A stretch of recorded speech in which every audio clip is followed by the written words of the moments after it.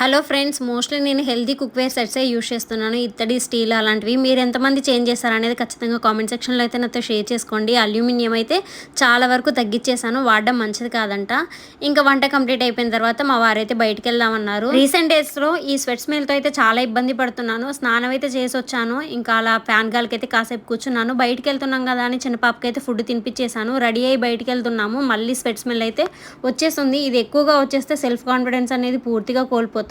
ఇది రెగ్యులర్గా నేను ఫేస్ చేస్తున్న ప్రాబ్లం అనమాట. స్మెల్, ఇంకా మనకి పిగ్మెంటేషన్ కూడా ఉంటుంది. ఎల్బోస్, నెక్స్ అండ్ నీస్, ఇలా చాలా అండ్రామ్స్ దగ్గర ఉంటుంది కదా. దీనికి ఏమైనా సొల్యూషన్ ఉందా అంటే అప్పుడే నాకు గుర్తొచ్చింది డెర్మడాక్ వల్ల 5% గ్లైకోలిక్ యాసిడ్.